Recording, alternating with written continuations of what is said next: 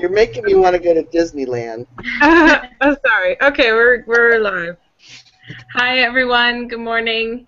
I'm Tina, the Senior Program Manager of Academic Initiatives, and we have with us for office hours today Barb Gee, the Vice President of Programs, and she's going to talk to you about networking at Grace Hopper. So we're really excited to have her today, and I'll let her take it away. Hi, everyone. I'm thrilled to meet you. And we're all getting very excited about Grace Hopper, and I expect you are too. I'm going to take you through a presentation that we've put together to just give you some tips about how to do networking at Grace Hopper. Um, this is an event where you have a unique opportunity to make a whole lot of friends that could be very useful to your future. So we want to just give you a few tips about that. And I do want to preface this with people probably won't believe this who know me, but I'm extremely shy, and particularly in big groups where I don't know everybody. And ever since I've been going to Grace Hopper, it's really a unique environment, even though there are thousands of women. What I find is anytime I sat down to a meal or just ran into someone in a line, it's really easy to. They're very open and might be as shy as you are. So um, use some of these tips I'm going to give you and have a really great time.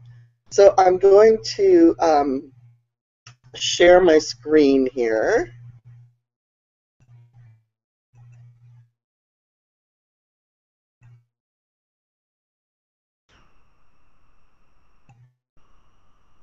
Can everyone see?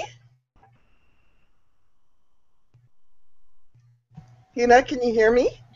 Yeah, we can hear you and see you. Okay, great.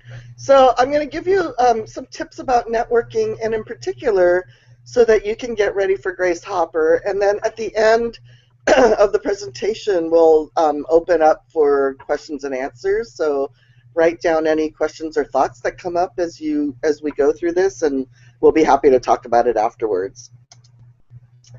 So what should you do everywhere you go? Network. So let's talk a little bit about what it is. It is making connections and using them wisely. There's a lot of benefit to doing this. Over time, you'll get more and more known. I am not a famous person. You won't see me on YouTube a lot and all that. But I have found that over the years, I make friends pretty easily. And as I've gone through my career, there is sort of I'm known, if people ask other people to talk about a reputation that I know has helped me get into interviews, be successful in interviews, and a lot of other benefits. People get to know your work, and for you, it's a really great way to get new ideas, a different slant, feedback. There's nothing we do that really doesn't need other people to work with, and it's also more fun to do things with other people. So as I mentioned, there's a lot of benefits to networking. You can get job interviews. Matter of fact, so many of situations where people have been hired, I know, has been word of mouth, way past just job postings and responding to job postings. Now, if I ever look for jobs, I just post on my Facebook to my Facebook and LinkedIn friends, and I usually find opportunities that are very easy to find because I have this network of friends. You can get invited to be on talks. You can even get better letters of recommendation. Early in my career, I did make a point of getting to know people who were very high up in the company I worked with, and it ended up getting me some great letters for grad school. It wasn't what I intended. These were just genuine friendships with people who had influence and who I liked. Um, and then it really does add to a richer professional life when I look at the Rolodex I have now, which is, the address book of people I know. It's an incredible, rich resource, and I consider it probably the best asset I have in my life, my personal and my professional life. So it's kind of easy to like think it's a little slimy because networking or schmoozing might be interpreted as being just kind of sleazy.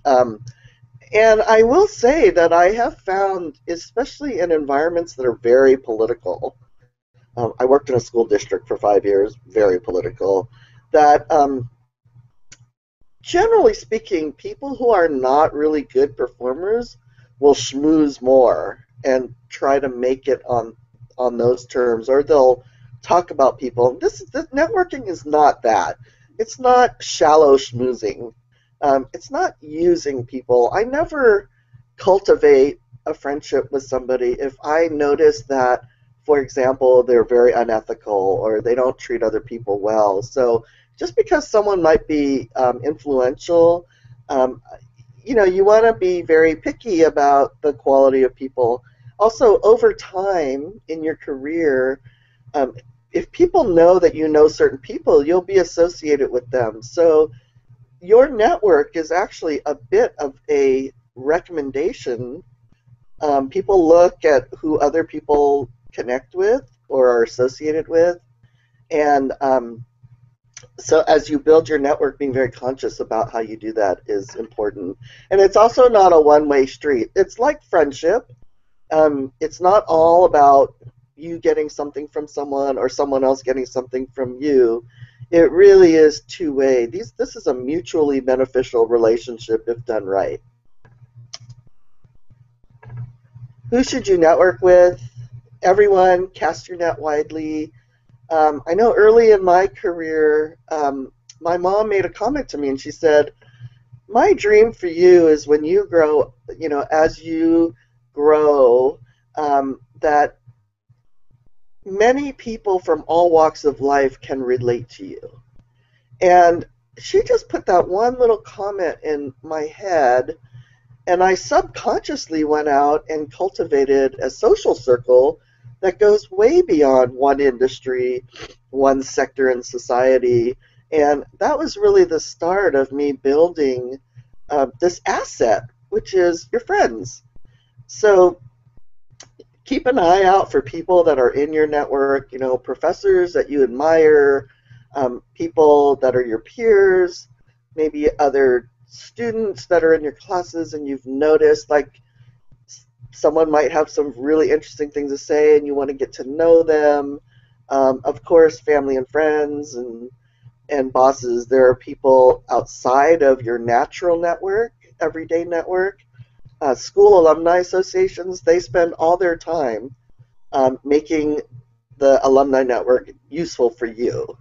And most importantly, for 2 weeks from now, fellow attendees at conferences and events. And again, I want to encourage you to practice these skills as much as you can because, Grace Hopper is really a really safe place to do this with. I'm constantly astounded at how approachable people are. And so you don't need to be shy. So before you go to Grace Hopper, let's talk about, an event that's coming up. I think this is a little more fancy than you need to worry about. But the key thing before an event is to figure out how you're going to approach people and what it is you need. So when we talk about elevator talk, think about maybe it's a technical domain area. Maybe you're really interested in mobile computing. Maybe you're interested in wearable technology. If you've got some technical areas that you're interested in, then include that in your quick introductions. So when you meet someone, you could say, hi, my name is, I find that if I just say that to people, I was at an event last night, hi, my name is, makes it welcoming for them to talk to you because they're probably just as shy as you are. And if you have a very specific kind of connection you want to make, you might say, I'm a student at such and such university and I'm really enjoying learning about mobile computing and would love to meet people who have that interest also. So the person you're meeting, not only is someone you're meeting, but they may have a great network of people who are like the people you want to meet. So just think a little bit about how you want to introduce yourself, and if there's anything specific you want to let people know that you're very interested. And you can also reciprocate by saying, and what, why are you here, and what kind of people would you like to meet, so that it's a mutual helping each other out. I don't think you need to prepare a longer talk. I've been to Grace Hopper three times, 4 times now, and it's kind of a beehive. People don't really have time to listen to a 3-minute talk. So use your social cues, kind of read people and know whether or not they are engaged, or if they might not have the time to talk for a long time. And don't take it personally if they can't, because it really is a beehive of activity going on. This is also pretty fancy. You don't really need to be too thorough about how you do that, but it is nice to think through and say, who's going to be there that I want to meet? And there might be some panelists, there might be speakers. Many times after a session, people will go up and talk to the panelists because they've said something that's really interesting. I think if you just think a little bit ahead of time about the kind of people you want to meet and set that intention, that will happen pretty naturally. You'll start attracting and noticing the kind of people you'd like to meet. And what do you want to walk away with? Let's say there's a technical question that's been burning in your mind, or maybe you're considering whether you should steer your career to the academic direction or the industry. Maybe you're interested in talking to some industry women. We have women there that are of all stages in their careers, all technical disciplines. Maybe you just want to have little mini discussions where you meet as many people and get a feel for what they're doing in the real world. So a little bit of thinking ahead of time about what you like to get out of the networking could be very useful. But again, it's not programmed. Set your intention of what you'd like to have happen and then relax. Anybody who approaches, if you're approaching other people and it's obvious to people, oh yeah, she's got this networking plan, that could be a little bit of a turn up. So just be there and be natural, and you'll have a great time. So you want to wear your badge. You'll find, I found last night when I was at a sisters meetup at Google, that I found myself kind of looking at people's badges because I wanted to remember their name, and you do meet a lot of people. I was kind of interested in where they worked. Our badges are quite big, so make sure you have them. Smile. It's really interesting how people can misinterpret nonverbal cues. Like if you kind of look grouchy, it kind of puts a little fence up, don't bother me. So smile. I mean, don't be phony, but be open. You can talk to presenters. Bring business cards. So if you don't have business cards, it's very easy these days to go buy Avery. I use them a lot of times to make up temporary cards. You can buy business card templates from Avery, where you go to Office Depot or Office Max, and you can buy card stock for business cards, and then you can go to the Avery website and just print your own cards. Make sure you have those so that you can exchange information. I don't know, Tina, do you know if our mobile app allows quick exchange of information? I don't know about the mobile app. I'll have to look that up. I believe there was a way to connect, but you have to actually put your information into the app to share it with someone else. So, okay. There's it's kind of like Facebook where you can post to like a public forum, and then people can connect that way too. Oh, well, we'll look into it. 3 years ago, we had a mobile app where you basically, put your phones towards each other and zap it, and you would get their emails. You might not get everything, but you get their emails. But we'll have to look. We're on a new vendor now, so we'll look at what you can do. But bring business cards anyway. It's always a good practice to have those, so that you don't waste your time writing down your phone number or your email address. And you want the exchange of information to be really fast, so you can focus on just getting to know the person. Making lunch or dinner plans. Again, I found that when I just sat down to meals that it was very easy to meet people. You'll see groups in the halls. There's lots of social activities, tons, during Grace Hopper. Matter of fact, you'll probably, the most frustrating thing you'll have at Grace Hopper is there'll be like 4 great things you want to be at one time. The other thing, too, is getting friends to introduce you to others. There's lots of ways to get this started. So, my secret is I despise small talk.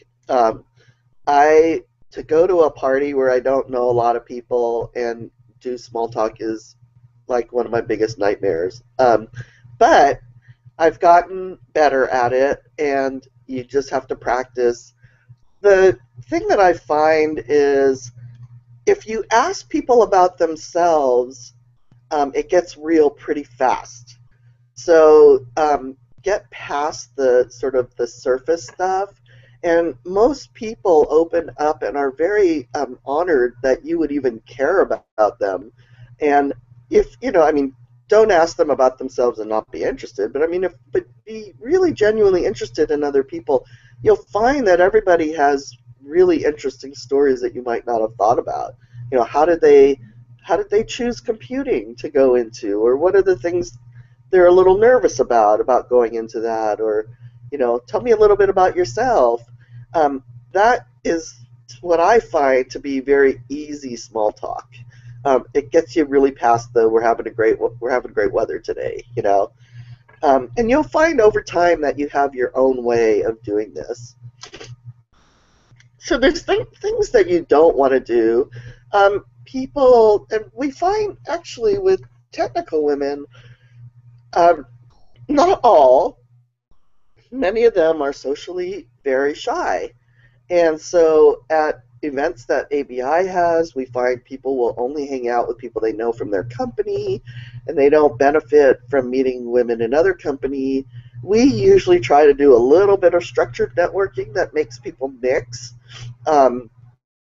Doing that with the Senior Women Program, even women who are vice presidents will tend to do this.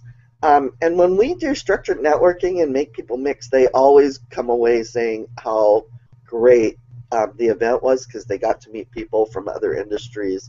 So it doesn't mean like totally blow off your friends, but mix more. Or if you are a little bit shy, maybe you can pair up and buddy up with one of your friends that you know and say, hey, let's go meet some people from other universities. So there's lots of ways you can do that. Don't hide behind your devices. Also, don't put too much stock in a single short conversation. Networking is hit or miss. It's kind of like meeting a lot of people, and out of that, maybe one or two will become a very good lifelong friend. And if somebody doesn't keep in touch with you or respond to your email afterwards, don't take it personally. I remember I was being trained at a company I worked for a trade show we were about to go to, and I'll never forget the guy who trained us said, think of trade show work as fast food barbecue. It's not gourmet cooking. You want to get those business cards in and out, and you're flipping burgers really fast all the time. And I'll never forget that training that I had, because especially in trade show booths, you're really there to collect as many sales leads as you can. Well, it's not quite that way in general networking, but it is high volume, and you might have an incredible conversation and think you've made a friend, and that person never answers your email. Don't take it personally. Again, be socially tuned in to cues. So if you have a conversation going, but the person's eyes start glazing over, they start looking at where they're going next, close it, because they're done, and it's not personal. If you see somebody having a very private or heavy technical conversation, don't barge in. So be very careful that if people are very engrossed in a certain conversation, that you respect. Be careful about not being overly negative and critical. I know there are times when I've met people and it's like they go into a rant about something or everything's negative and I can't get them to talk productively about something. I usually don't even bother getting their connection because I don't want that kind of person in my network. I don't want that energy. And so be mindful of the kind of energy you're getting. And lastly, don't get discouraged. You'll get good at this as you practice more, and Grace Hopper is a great place to practice.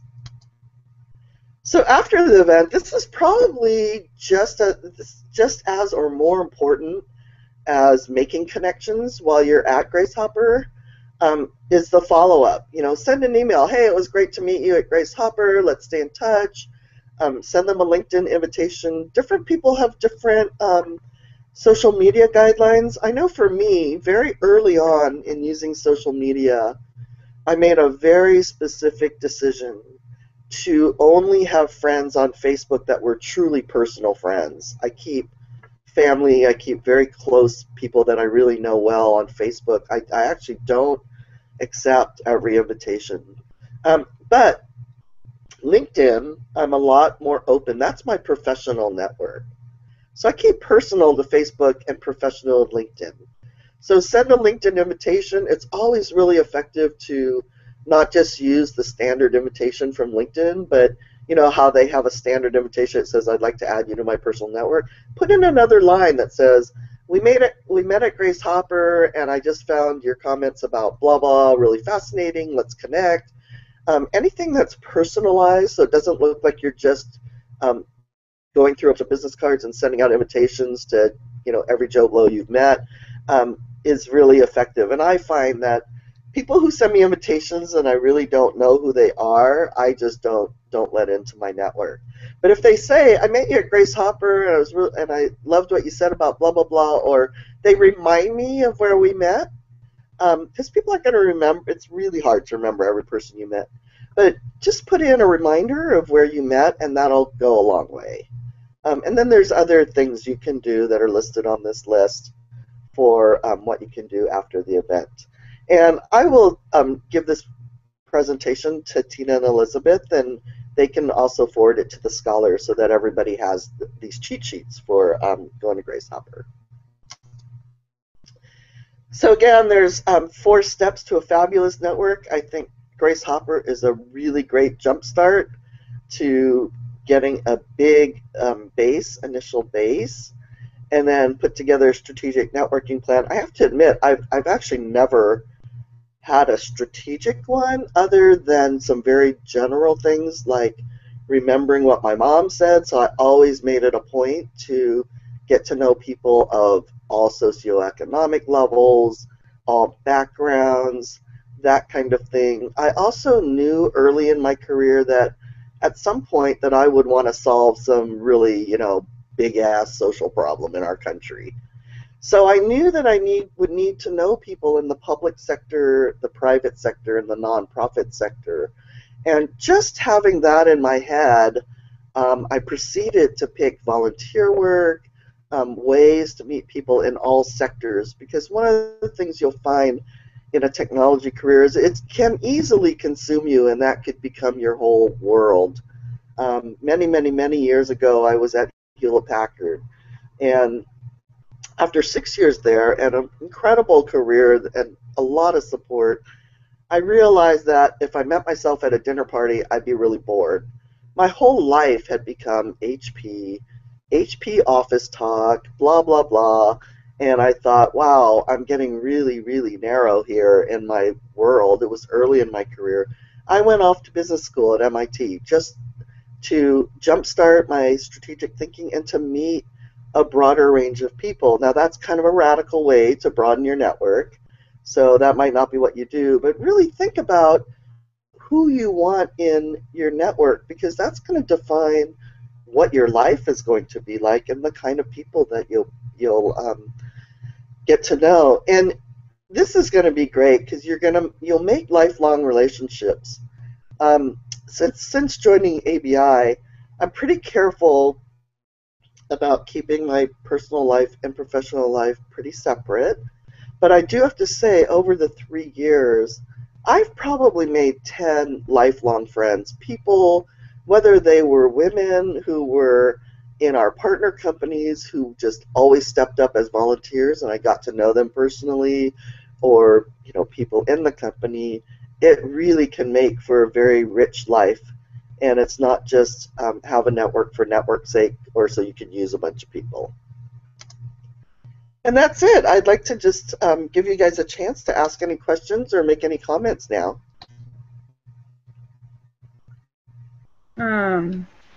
So it's a little, so it's a little lagged, so they're just about to get to the end of your presentation, but a couple people have said how they really like your tips, and then 3 people want the presentation later, so you can send Tina and I the presentation and we can send it out.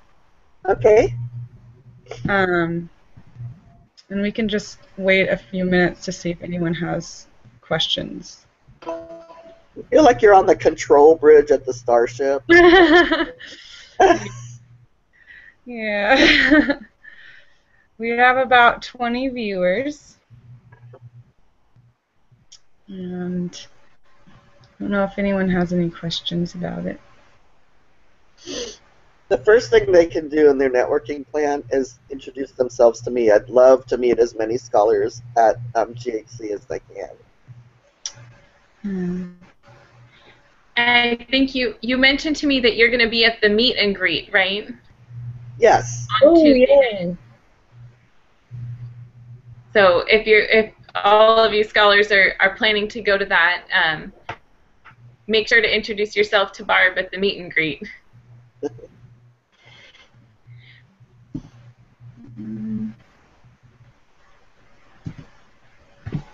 I don't know, your presentation was really thorough. They're all just saying how they really like your tips. Great.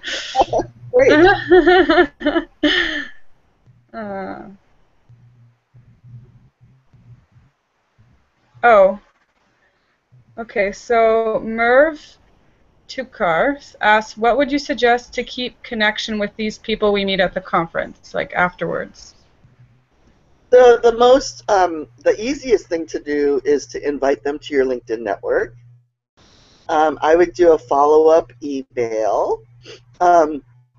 If you find yourself traveling to where they live, it's always great to say, hey, I'm going to be in town and would love to have coffee.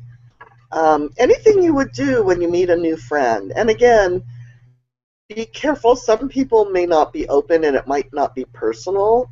So if you don't get a lot of response in multiple follow-ups later, then let it go. But you'll find that most people are just really thrilled that you remember them. And you might want to refresh them with the conversation that you had so they remember what it was you were talking about, and that establishes kind of a common ground of interest. And Shaz, she kind of followed up and just wanted to know, like, sustaining the networking. How do you sustain it? You kind of mentioned in your presentation, but I guess she's wondering, like, how do you keep that lifelong connection? So what you're going to find, it's not really formulaic, and there's networking is actually sort of an art.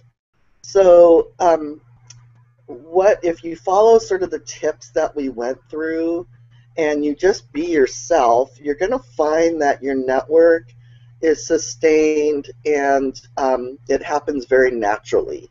It's not like you have to make it happen. I've had friends over the years tell me, oh, you're really good at keeping in touch, and I make it a point to not only call people I've met or connect with them just because there's something I need. There's nothing worse than someone who only contacts you when they need something. So it's like friendship, Put in the effort. Don't think about it just as I want to keep my network sustainable, but what can we do to mutually support each other?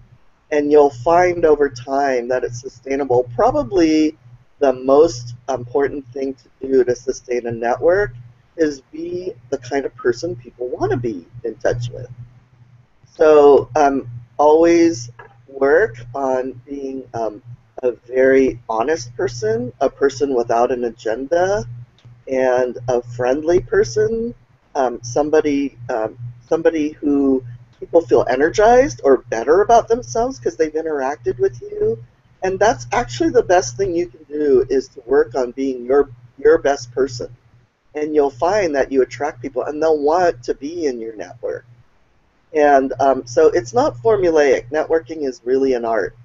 And you'll find over time that you get better and better at it. And, you know, all those years when people told me how good I was at keeping up my network, I never did it with intention. It was not really it wasn't my primary goal.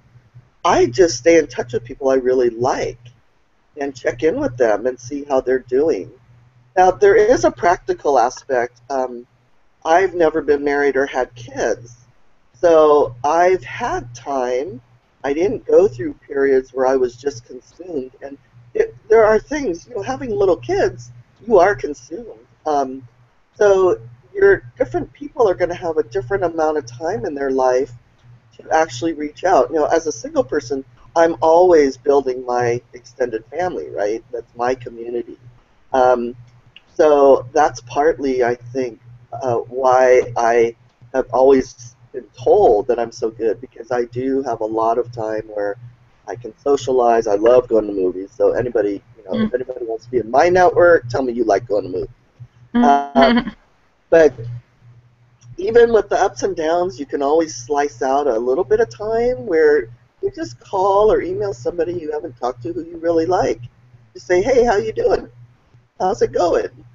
And that's really what you want to do to sustain a network, is be somebody who other people want in their network. That's really good. So Jahita, she says, I'm an EE PhD candidate and a scholar, and she's looking for any advice on icebreakers or kind of how to start a conversation. I am,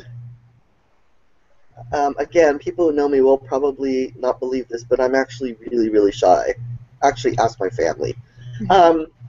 So I find that if I'm at an event, if I kind of muster up the courage and approach someone and say, hi, my name is Barb, that's usually enough to get started. And the next question is usually like, where do you work, or where are you from, or what university are you in, or what are you interested in? And most icebreakers, for me, if it shows your genuine interest in knowing that person, that usually establishes a pretty easy rapport pretty fast. If you really need to put some questions in your back pocket, anything to ask about them, or anything that you might want to share about yourself. You know, I came to Double E late in life, and sometimes I kind of feel like maybe I don't belong there, but I really love the content. Have you had that experience? You know, and so personalizing the questions so that it doesn't look like you went to Icebreaker 101, but they're genuine things that show an interest in another person and an ability to share yourself would be very useful. Merv, she's asking, are there any specific books about networking you would suggest to read before the conference? And she says, thanks for the awesome tips. You know, I have never read a book on networking, and I have no idea what's out there. Let us noodle on that and think about it. And also, there might be some books, I'll talk to Tina and Elizabeth, but there may be some books that aren't specifically called networking, but actually help you to manifest some of these personal traits that I think really do attract people. They're magnets. So let us think about it and see if we can come up with something. Jess says, how should we have benefit of the network? I'm not exactly sure what she means. So if you want to clarify, maybe she's asking what are the benefits of a network. I'm not exactly sure. Yeah, let's ask her to clarify. Yeah, Jita says thanks so much. There's not any more questions, but they might come up with other ones. Yeah, I don't know. Tina, do you have any thoughts or questions? Or I guess maybe I'm thinking, what are some of the best events at Grace Hopper to go to network? Oh, that's a good one.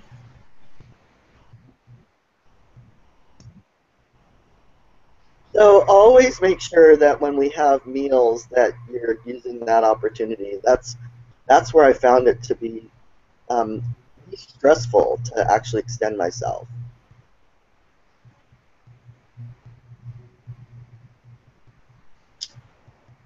Are there any like good events to go to network? Like the career fair would probably be a good event to go to, or the career fair launch.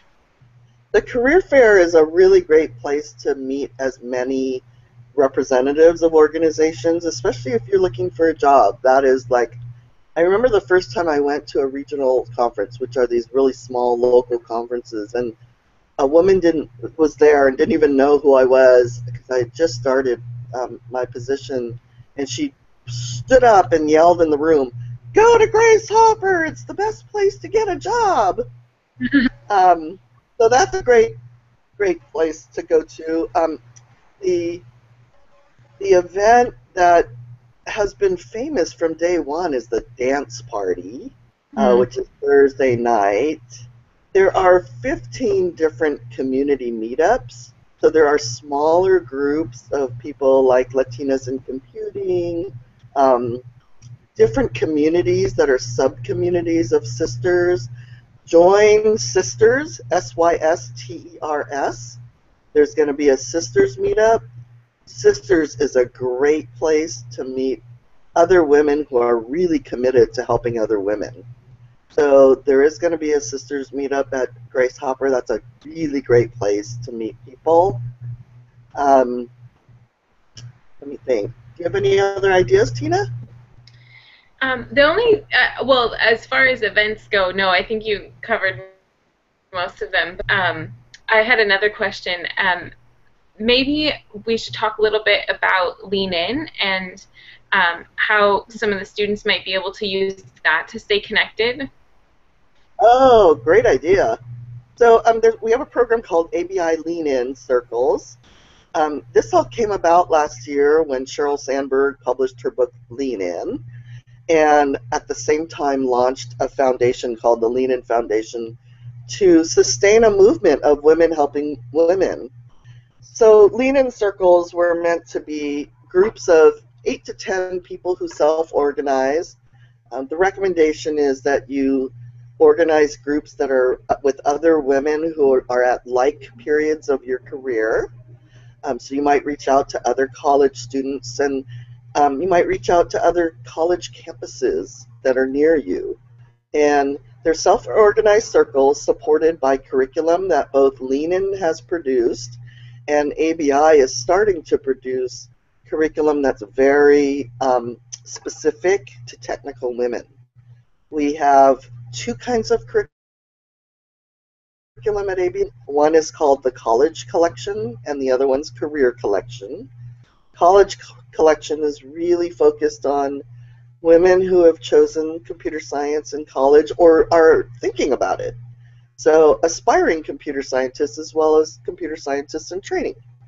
So we have the curriculum there is very oriented towards role models, hearing stories of women early in their career, what they're doing, so that you can get access to thinking about, in a broadest sense, your career, and getting a little group of 8 to 10 friends who you meet with once a month, and that could become the start of a support network. We also have more advanced career topics like how to get your ideas patented that we're developing. And so it's a great, one of the things that people say is life-changing going to Grace Hopper is they may be one of a handful in their school of women who are technologists, or they might be the only woman in their work group at work. And it's very isolating, and we know that that contributes to the dropout rate. So Lean-In circles are a great way to start developing your network of other women engineers.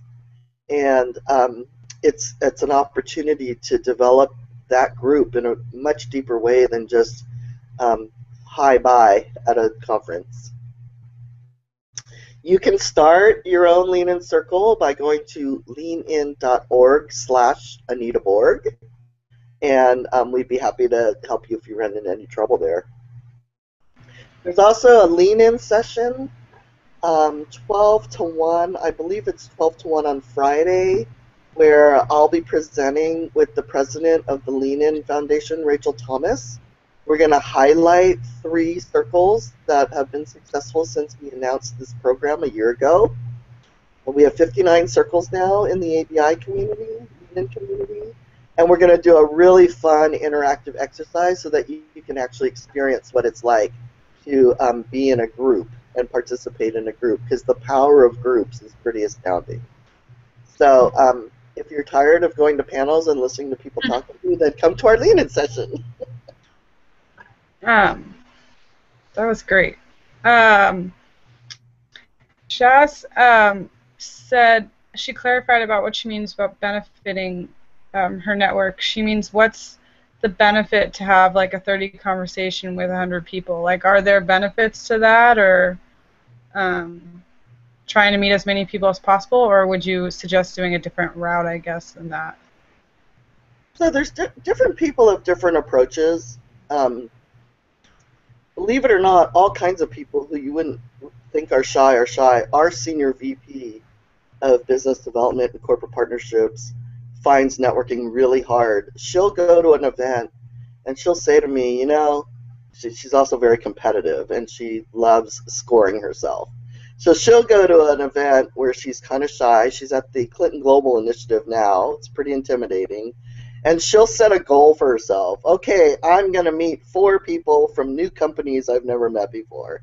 And she goes in with this intention because otherwise she'd be really shy on what to do and she'd be tongue-tied. But the minute she has like a goal, she does it. So what's the benefit of doing it? Again, it's like fast food flipping burgers, right? This is fast connections. This is speed networking, actually, is what's going to happen at Grace Hopper. There's always a benefit to you practicing. I mean, let go of the need for an outcome and just engage in the process. Also, when I go, and people keep telling me how good I am at networking, I actually don't feel compelled to meet as many people as I have. I just think it's more important to have genuine conversations than to just go through and just say hi just so I can rack up another connection. People respond to genuineness, and I have found that unlike other people who I've seen, voraciously pursue connections, that the network I have tends to be, my Rolodex is probably a little smaller in volume, but the people in it are very genuine. Like, they really are my friends. I mean, Tina and the other team at ABI can attest. If we have a need and I have a friend that can fill that need, I can usually get someone to volunteer, within a half an hour. Just because these are people who really do know me and who I've helped when they put out a plea. I did go, and some of this is cultural, so you want to be sensitive that if somebody's from a different culture than the American culture, social norms are different. I do find that when I'm meeting someone who clearly just wants to add me to their list and they're like intent on just networking, it can be a bit of a turnoff. So don't be over anxious. because that's when people are going to start to feel a little bit used and a little bit anonymous. So the important thing is it's better to cultivate a genuine connection. Look people in the eye and be present. Don't be looking for other things to do or your phone, and just be there. And you'll find that your network's going to evolve. And don't panic if you meet one lifelong friend at Grace Hopper, that's a huge home run. How often do you pick up lifelong friends? Or if you pick up 3 people who know something about a technical domain that you're interested in, that's great. So don't give yourself, a score. Be more mindful of the kinds of ways you're connecting with people and use it as practice. This takes practice. Great. So Jahita has a general question. This could be for Tina or Barb, I guess. She's trying to have a PhD and postdoc student meetup at GHC, mainly to look for future collaboration options. She sent an email to sisters and a post on Facebook. Are there any other ways you would recommend to spread the message? I don't know. Those seem like good. If you're going and you really do have a specific desire to find collaborators, there's a number of things to do. We have lunchtime table topics, which are informal groups, and you can start one. You can go up and just say, hey, I'm interested in having lunch with people who are interested in collaborating on these kind of projects, and you might meet people that way. And then we also have many sessions that are called Birds of a Feather, and these are topic driven, and they're great places because they're intended for people with common interests to get together. And those are the first 2 things that come to mind. Tina might have some other ideas too. That's exactly what I would have said. Also, there is a Grace Hopper Facebook page. Just post and say, hey, I'm going to Grace Hopper, and I'm interested in people who might want to collaborate on such and such kinds of projects, and ping me and find me if you're interested. Here's my email or something like that. And Wendy mentioned the groups from Anita Borg on LinkedIn, and she's wondering if is that also another source for connecting with people at the conference, or do you know about the groups? Sure.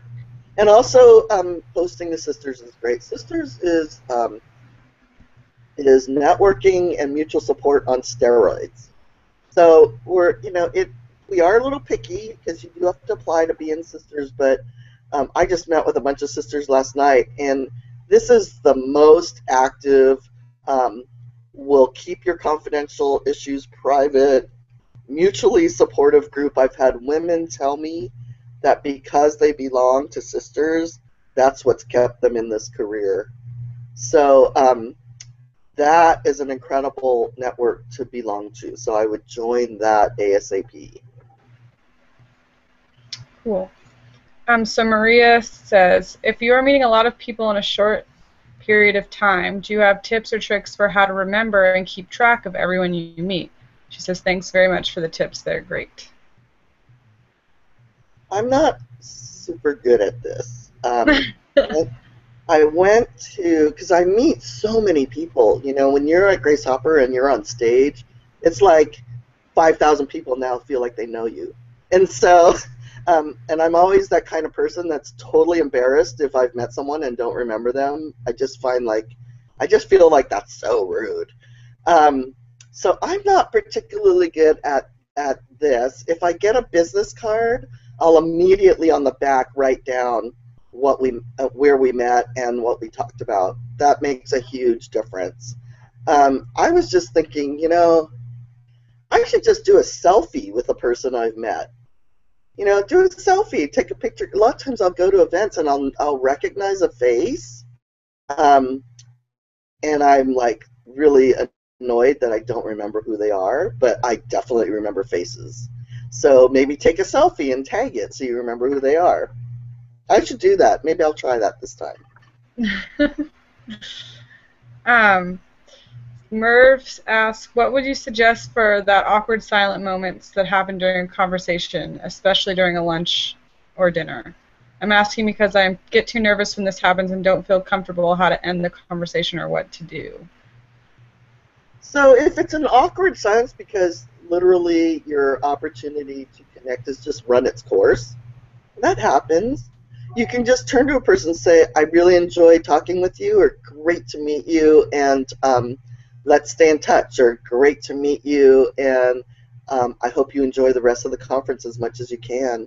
You may want to have, if you think that it isn't just that it's run its course, but just that neither one of you knows how to continue the conversation, just go to Grace Hopper with like 5 questions that are always your backup questions. So I ask people, where did you grow up? Because that usually leads to a lot of interesting follow-on questions.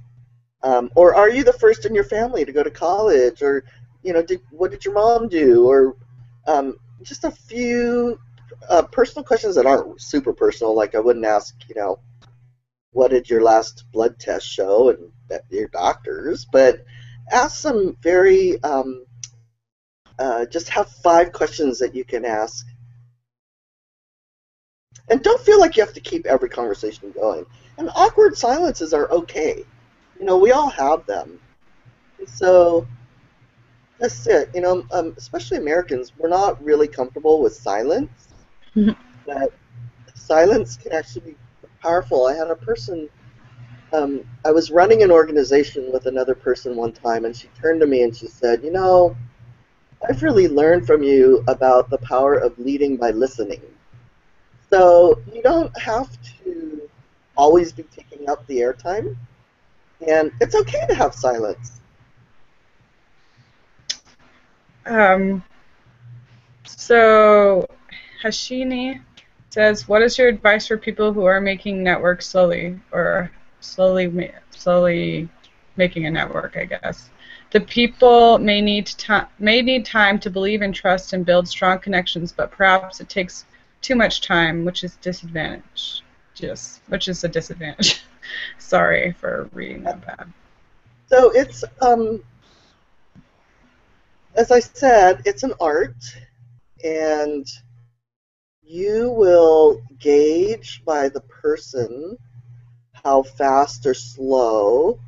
I find that maybe out of every 20 to 50 people I meet, one might be an instant connection.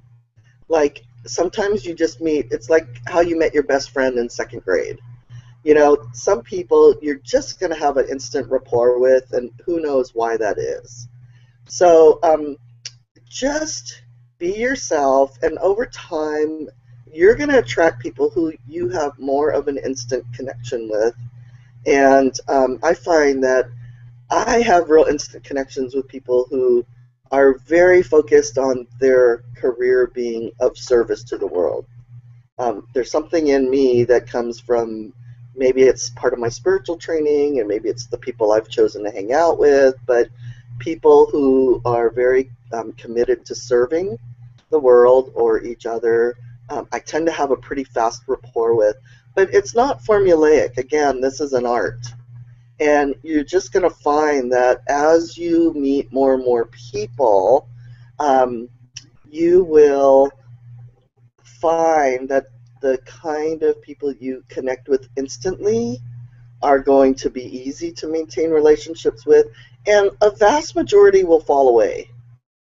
It really is a numbers game. You know, it's just, don't expect every single one of them to turn into. And like I said, I have a very rich network, but I've been working for, you know, what, 40 years. So it's taken time, but I will tell you one thing.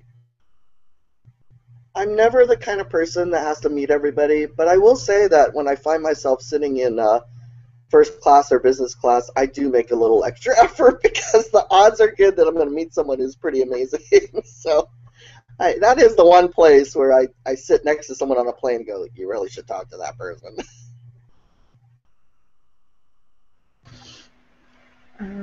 Cool. Well, those are all the questions they had, and it's about time to end anyways, so I don't Well, I know look if, forward to meeting everybody at the meet and greet. yeah, that's awesome. I'm excited. I don't know, Tina, did you have anything else, any reminders or anything you wanted to?